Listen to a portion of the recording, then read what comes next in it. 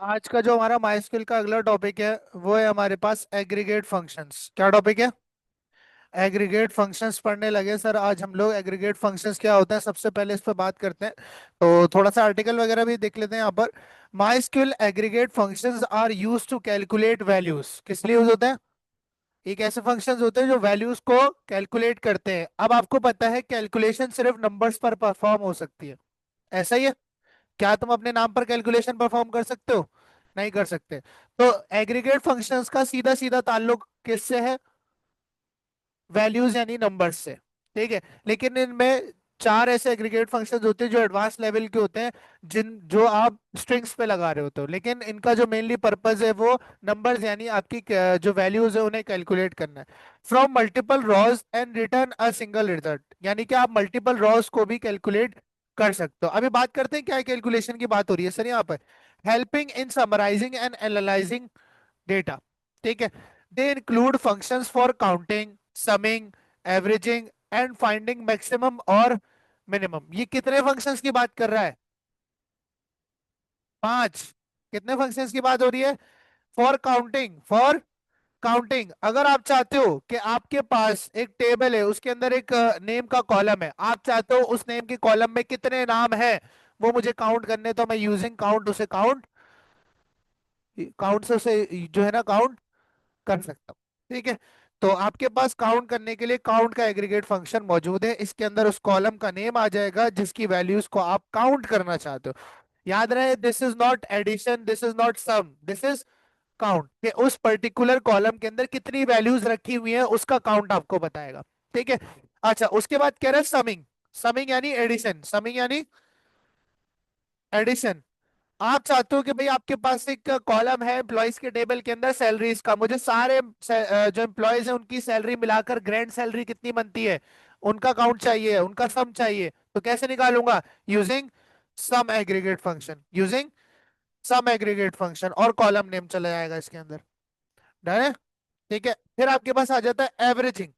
यानी कि for example मैं चाहता हूं कि जो 10 एम्प्लॉयज है उनमें से जो एवरेज सैलरी एक एम्प्लॉय उठा रहा है वो कौन है, या जो सबसे एवरेज सैलरी है वो कौन सी है, या मेरे जो एम्प्लॉयज हैं उनकी जो एजेस हैं उनमें जो एवरेज एज वाला बंदे हैं वो कौन है। तो मैं यूजिंग एवरेज का एग्रीगेट फंक्शन ये चीज पॉसिबल कर सकता हूँ। एवरेज के एग्रीगेट फंक्शन को लिखते हैं हम एवीजी। क्या लिखते हैं? एवीजी। काउंटिंग निकालने के लिए काउंट, एडिशन निकालने के लिए सम, एवरेज निकालने के लिए एवरेज। ठीक है। उसके बाद आता है मैक्सिमम और मिनिमम। मैंने बोला कि जो मैक्सिमम एज वाला बंदा है वो मुझे देखना है, या मैक्सिमम सैलरी जो उठा रहा है। मैक्सिमम यानी सबसे ज्यादा, मैक्सिमम यानी सबसे ज्यादा, और मिनिमम यानी सबसे कम। ठीक है। तो कोई भी वैल्यू किसी भी कॉलम में अगर आप चाहते हो कि उस मैक्सिमम में सेलेक्ट कर लूं या मिनिमम, तो वो मैं इससे निकाल सकता हूँ। यानी कि मैक्सिमम वैल्यू के लिए आपके पास यहाँ पर कौन सा एग्रीगेट फंक्शन है? मैक्स है। कौन है? मैक्स है, और इसमें भी कॉलम का नेम जाएगा। देन आपके पास मिनिमम, मिनिमम के लिए आ जाता है। किसके लिए? मिनिमम के लिए, जो कि आपके पास है मिन का। किसका? मिन का। ये पांच बेसिक एग्रीगेट फंक्शन है वैल्यूज को काउंट करने के लिए। अच्छा, आगे पढ़ते हैं। Often use with the group by clause. अब ग्रुप बाय क्लॉज क्या है सर? हमने अभी क्लॉज नहीं पढ़े तो हम अभी इस पे बात नहीं कर रहे, हम अगली क्लास के अंदर क्लॉजेस का जिक्र कर रहे होंगे। ठीक है, क्लॉजेस बताऊंगा क्या होता है। In this article we will see different aggregate functions. Aggregate function MySQL process a set of values and return a, कि भाई बहुत सारी सैलरीज दी मैंने और उसने सम करके दे दिया, कितनी वैल्यूज देगा? एक सिंगल वैल्यू देगा। ऐसा ही है in return. They are typically use with the select statement. ये किसके साथ यूज होते हैं? सेलेक्ट स्टेटमेंट के साथ यूज होता है। And can be applied to various columns within a table. Common aggregate functions include count, sum, average, max and minimum. These functions provide essential tools for summarizing and analyzing data efficiently. अब देखो इन्होंने क्या syntax दिया हुआ, आप लिखोगे select. आप statement क्या लिखते हो यूजुअली सेलेक्ट की? सेलेक्ट करो सारे कॉलम्स, स्टैटिक यानी ऑल कॉलम्स फ्रॉम जो भी आपके टेबल का नाम है उसमें से। डन है? ऐसी सिंटेक्स होता है। ठीक है। अब आप जो कॉलम बोल रहे हो, अगर आपको सिर्फ एसटीडी नेम देखना है तो आप यहाँ एसटीडी नेम लिख दोगे। स्टैटिक की जगह क्या लिख देंगे? एसटीडी नेम लिख देंगे। लेकिन फॉर एग्जांपल मुझे स्टूडेंट्स के नाम का काउंट चाहिए। क्या चाहिए? कि एक पर्टिकुलर टेबल में कितने स्टूडेंट्स रखे हुए हैं, कितने स्टूडेंट्स हैं, उनका काउंट चाहिए। तो कैसे निकालूंगा? अब यहाँ पर कॉलम का नाम डायरेक्ट लिखने के बजाय सबसे पहले लिखूंगा या काउंट। क्या लिखूंगा? और उसके अंदर कॉलम का नाम लिख दूंगा। क्या लिख दूंगा? का नाम लिख दूंगा। ठीक है, तो ये आपके पास सिंटेक्स है एग्रीगेट फंक्शंस लगाने का। आप वो जो स्टैटिक है उसकी जगह पर एग्रीगेट फंक्शंस यूज कर रहे हो तो। ठीक है। अब यहाँ देखो, उन्होंने भी बताया सेलेक्ट एग्रीगेट फंक्शन आएगा। ये देखो, हमने सेलेक्ट के बाद एग्रीगेट फंक्शन लगाया। ठीक है, फिर उसके अंदर कॉलम का नेम, जिस पे भी वैल्यू यानी कि जो कैलकुलेशन है वो परफॉर्म करना चाहते हो। मैं किस पे परफॉर्म करना चाहता हूँ? एसटीडी नेम पर। फ्रॉम टेबल का नाम, और इसमें आप वेयर के क्लॉज भी लगा सकते हो साथ में। ये कंपलसरी नहीं है, इन्होंने सिंटेक्स में दिया हुआ है, लेकिन कंपलसरी नहीं। ठीक है। तो इस तरह से आप जो है ना एग्रीगेट फंक्शंस को अप्लाई कर सकते हो। आओ इसका डेमो करके देखते हैं।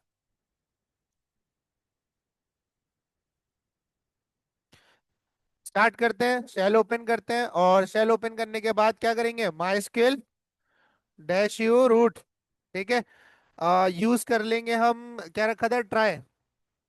ठीक है, ट्राई को हमने यूज कर लिया। ठीक है। इसमें एक टेबल बनाऊंगा। इसमें देखते हैं कोई टेबल है। शो टेबल्स करेंगे। क्या करेंगे? Show tables. तो आपके पास टेबल्स आ जाएंगे। मैंने कहा ड्रॉप टेबल एम्प्लॉयज, क्योंकि मैं एम्प्लॉयज क्या करना चाहता हूँ? दोबारा बनाना चाहता हूँ। तो मैंने एम्प्लॉयज को क्या कर दिया? ड्रॉप कर दिया। अब यहाँ पर दोबारा बनाएंगे। मैंने कहा क्रिएट करो सर एक टेबल जिसका नाम है एम्प्लॉयज। क्या नाम है? एम्प्लॉयज। और उस टेबल के अंदर क्या क्या बनाओगे आप? ईएमपी आईडी बनाओगे। क्या बनाओगे?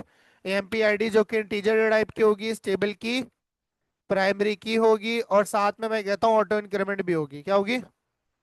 Auto increment. फिर मैंने कहा ईएमपी का क्या होगा? एम्प्लॉय का नेम होगा, जो कि वारचार डेटा टाइप के अंदर होगा, और 40 मैंने उसकी लेंथ रख दी, और ये नॉट नल होगा। क्या होगा? नॉट नल होगा। मैंने कहा ईएमपी की ईमेल होगी। क्या होगी? ईमेल, जो कि वारचार के अंदर ही होगी, और उसकी मैंने लेंथ रख दी 100, और साथ में मैंने इसको कह दिया कि ये यूनिक होगी। क्या होगी? यूनिक होगी। ठीक है।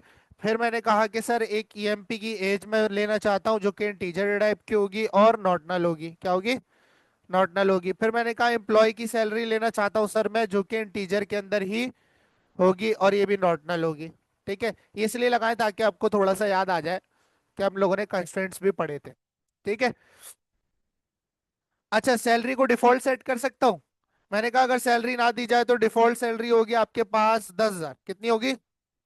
एम्प्लॉय सैलरी इंटीजर टाइप की होगी, खाली नहीं होगी, और डिफॉल्ट क्या होगी? अगर एंट्री पुट नहीं होगी तो क्या पुट हो जाएगी? 10,000। कम से कम नल पुट नहीं होगा। वैसे तो नॉट नल लगाया तो इसको लेने का फायदा नहीं है, लेकिन खैर। ठीक है। इसको हमने क्लोज किया, टर्मिनेट किया, आपके पास टेबल बन गया। डिस्क्राइब करते हैं अपने टेबल को। Describe employees. डिस्क्राइब एम्प्लॉयज तो आपके सामने आ चुका है, प्राइमरी की और ये यूनिक की है। डन है। ठीक है। इस पूरे टेबल का स्ट्रक्चर करेंगे कॉपी। कॉपी करने के बाद हम जीपीटी पे जाएंगे,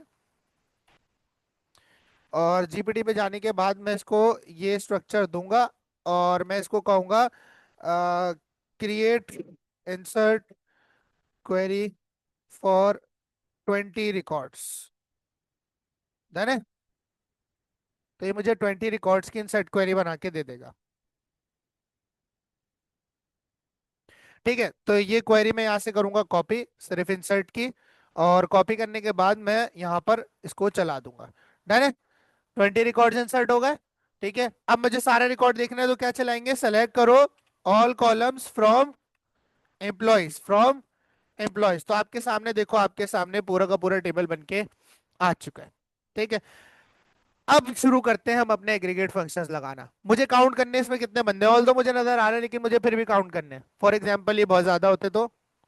ठीक है, मुझे सैलरीज काउंट करनी है, मुझे एजेस या ईमेल्स काउंट करनी है, तो मैं कैसे कर सकता हूँ? Using count aggregate function. Using count aggregate function. तो मैंने आपको बताया काउंट के लिए आप क्या करोगे? सेलेक्ट करो काउंट। किसका काउंट? एसटीडी नेम के कॉलम का काउंट। किस में से? एम्प्लॉयज में से। किस में से? एम्प्लॉयज में से। तो ये आपके पास एसटीडी नेम नहीं, ईएमपी नेम होगा। क्या होगा? ईएमपी नेम होगा सर। ठीक है। तो ये हमने सेलेक्ट किया, और ये सेलेक्ट करने के बाद मैंने इसको कॉपी किया, और कॉपी करने के बाद मैंने यहाँ पर इसको चला दिया। क्या बता रहा है? क्या कितने नेम है इसके अंदर? ना समझ आती है? ठीक है, तो ये आपके पास है। अच्छा, फॉर एग्जाम्पल मुझे 2 काउंट चाहिए होते तो मैं क्या करता? मुझे ईमेल का काउंट भी चाहिए, ऑल दो वो ईमेल का काउंट भी सेम होगा। तो खैर, ठीक है, अब मुझे निकालना है इसमें से सम। मैं चाहता हूँ सारी सैलरी सम हो जाए। क्या हो जाए? अब एक एक करके सम करूंगा, कैलकुलेटर में ख्वारी होगी। मैं चाह रहा हूँ माइस्क्यूल मेरे लिए करके दे कि जितनी सैलरीज इसमें रखी हुई है इस कॉलम में, उन सबका सम बता दे। क्या बता दे? सम बता दे। तो मैं लिखूंगा सेलेक्ट कर लो माइस्क्यूल, क्या सेलेक्ट कर लो? सम सेलेक्ट कर लो। अच्छा, सम किसका सेलेक्ट कर लो, ये भी बताना है सर। ईएमपी अंडरस्कोर सैलरी का। ईएमपी अंडरस्कोर सैलरी को सम करो और मुझे दे दो। फ्रॉम किस में से? एम्प्लॉयज के टेबल में से। किस में से? आ गया। अच्छा, इसमें एलियास यूज कर सकते हैं? बिल्कुल कर सकते हैं। इसके आगे लिखेंगे एज सैलरी। एज सैलरी, तो आपके सामने देखो एलियास में सैलरी हो क्या आ गया, है ना? ठीक है, तो इस तरह से आप अपने एग्रीगेट फंक्शंस को यूज कर सकते हो। अच्छा, आगे आते हैं सर। आगे आते हैं, हमारे पास एवरेज आ गया। किसी भी चीज की एवरेज कैसे निकाली जाती है? The sum of all values divided by the count of the values. ऐसा ही है, एवरेज ऐसे निकाली जाती है। अब जिसने मैथ्स नहीं पढ़ी वो पढ़ ले। ठीक है, तो यहां पर हम एवरेज कैसे निकालेंगे किसी भी चीज की? बेसिकली एवरेज होता है कि जो वैल्यूज हैं उनमें जो एवरेज सैलरी है वो कौन सी है। एवरेज को उर्दू में क्या कहेंगे? मुनासिब। मुनासिब मतलब कि ना सब, ना बहुत ज्यादा ना बहुत कम, दरमियानी। ठीक है, उसे हम एवरेज कहेंगे। क्या कहेंगे? एवरेज कहेंगे। तो यहां पर हम एवरेज सैलरी कैसे निकाल सकते हैं? मैं यहां पर लिखूंगा सम की जगह क्या लिख दूंगा? एवीजी। क्या लिख दूंगा? एवीजी। तो सर ये एवरेज सैलरी है पूरे कॉलम में, जो एटलीस्ट हर बंदे को मिल रही होगी। बात समझ आ रही? ठीक है, एवरेज का फॉर्मूला क्या होता है? Sum of all values divide by the count of values. ठीक है। अच्छा, ये एवरेज हो गया सर। एवरेज के बाद मैक्सिमम। मुझे मैक्सिमम सैलरी पता करनी है, कौन बंदा उठा रहा है। कैसे पता करेंगे मैक्सिमम? अब यहां पर आपके पास बाकी चीजें नहीं आ रही। क्या मैं इसमें कॉमा देके नाम भी लिख सकता हूँ उस बंदे का? अगर मैं यहाँ कॉमा लगाऊं और पीछे लिख दूं ईएमपी नेम, क्या लिख दूं? ईएमपी नेम, तो क्या मुझे ईएमपी नेम मिल रहा है? आओ चेक करते हैं, मुझे नहीं लग रहा है ये सही आया होगा। लेट्स सी, एलाइस जॉनसन की है 16,500। टेबल में देखते हैं। एलाइस जॉनसन 16,500 नहीं है। इसके लिए हमें सब क्वेरी का यूज करना पड़ेगा, वो हम आगे पढ़ेंगे। ये देखो, ये गलतियां हैं। ठीक है, ये मुझे लग रहा था कि इससे मैं निकाल लूंगा ईएमपी नेम, लेकिन उसने सही निकाल के उसने सिर्फ पहला वाला नेम ला दिया। उसको नहीं पता कि मैक्सिमम सैलरी वाला बंदा लाना है। बात समझ आ रही है? ठीक है, अगर इसको करना है तो कुछ हम इस तरह लिखेंगे। सब क्वेरी अभी और डिटेल में पढ़ेंगे, इधर देख लो। मैं कह रहा हूं सेलेक्ट कर लो वो सारा डेटा। किस में से? एम्प्लॉयज के टेबल में से। किस में से? एम्प्लॉयज के टेबल में से। वेयर, जहां पर ईएमपी सैलरी बराबर हो मैक्सिमम के। अब मैक्सिमम सैलरी मुझे किससे मिल रही है? इस क्वेरी से। किससे मिल रही है? इस क्वेरी से मिल रही है। मैक्सिमम सैलरी इससे मिल रही है, देखो ये चीज मिल रही थी मुझे। अगर इस चीज को बराबर कर दे इसके, तो मुझे उस सब का डेटा मिल जाएगा, उस आदमी का डेटा मिल जाएगा जिसकी मैक्सिमम सैलरी है। तो यहां पर हम कैसे लिखेंगे इसे? राउंड ब्रैकेट के अंदर। मे बी, आओ चेक करते हैं। भाई सेलेक्ट कर लो जो मैक्सिमम सैलरी है, ईएमपी सैलरी है, किस में से? फ्रॉम एम्प्लॉयज में से। आओ चेक करते हैं। ये किधर चला गया? ले आया। इस तरह से हम मैक्सिमम निकाल सकते हैं। इसे कहते हैं सब क्वेरी। क्या कहते हैं? सब क्वेरी। क्वेरी के अंदर क्वेरी को हम कहते हैं सब क्वेरी। एक क्वेरी थी, उसके साथ आपने एक और क्वेरी का कॉम्बिनेशन बना दिया, इसे कहते हैं सब क्वेरी। अब देखो, select maximum EMP salary from employees, ये रिजल्ट सेट मुझे रिटर्न कर रहा है 16,500। क्या रिटर्न कर रहा है? 16,500। और 16,500 यहां पर अगर तुम देखो इनडायरेक्टली, इनडायरेक्टली इमेजिनेशन में यहाँ 16,500 लिखा हुआ है, ऐसा ही समी। क्या लिखा हुआ है यहाँ पे?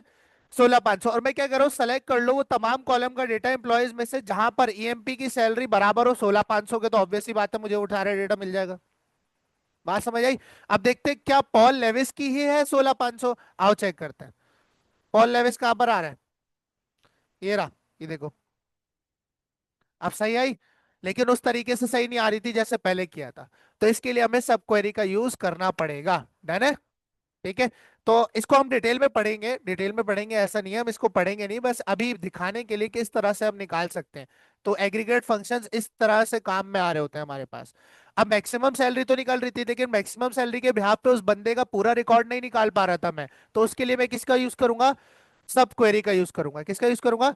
सब क्वेरी का। ठीक है। तो ये सर हमारे पास मैक्सिमम हो गया। इसी तरह मिनिमम भी निकाल सकता हूं, अगर मैं यहाँ लिख दूं मिन, क्या लिख दूं, मिन लिख दूं, तो आपके पास मिनिमम वाले बंदे का आ जाएगा। और सिर्फ अगर मिनिमम सैलरी पता करनी है कौन सी है, तो कैसे करेंगे, ये पूरी चीज हटा देंगे, ये हटा देंगे, और इससे पहले वाली सारी चीजें हटा देंगे। सेलेक्ट कर लो सिर्फ मिनिमम सैलरी, किसमें से, एम्प्लॉयज के टेबल में, तो सिर्फ आपको सैलरी मिलेगी, है ना। ठीक है। तो ये आपके पास 5 बेसिक एग्रीगेट फंक्शंस हैं माइस्क्वेल के।